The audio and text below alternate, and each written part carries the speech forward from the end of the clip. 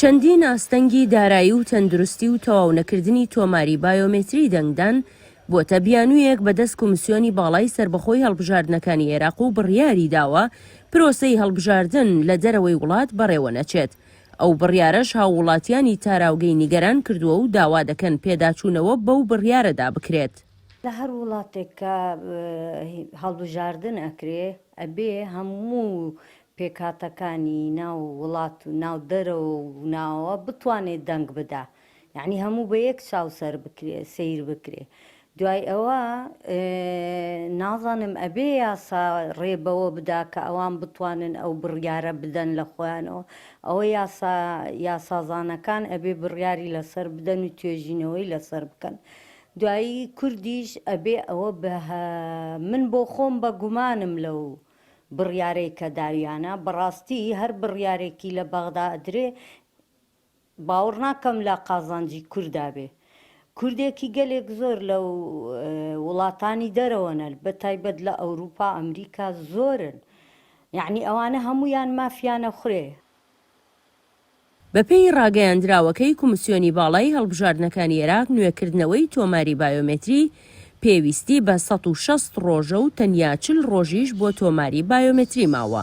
هاووڵاتیانیش دەڵێن ئەمە تەنیا بیانوویە.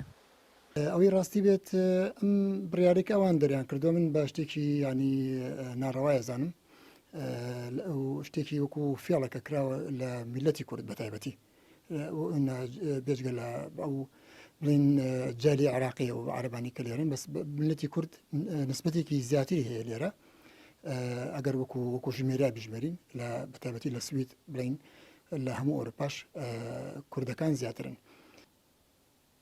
کۆمیسیۆنی هەڵبژاردنەکانی عێراق ئاماژەی بەوەش کردووە پرۆسەی ناردنی کارمەندانی کۆمیسیۆن بۆ دەرەوەی وڵات بەهۆی کۆرۆنا مەترسیدارە، بۆیە هەر کەسێک بیەوێت بەشداری دەنگدان بکات دەبێت لە ماوەی 40 ڕۆژدا بگەڕێتەوە و تۆماری بایۆمەتری بکات و لە کاتی دەنگدانیشدا ئامادە بێت. بەداخۆکە گوێبیستی و هەواڵە تازێ بووین کەشتێکی ڕوویەوە بە حساب ئەبێ خەڵک بڕاتەوە لێ دەنگما بەڵام دوو جار بچێ بۆ دەنگان ئەوە کاریشی زۆر قورسە لەبەری کە خەڵکی ئێرە لە ئەوروپا هەموو ئیلتیزاماتی خێزانیمان هەیە هی کارۆبارمان هەیە، یعنی ناتوانین بۆ ئێمە قورسە چی تۆ دوو جار سەفەرکەیتەوە بۆ دەنگان.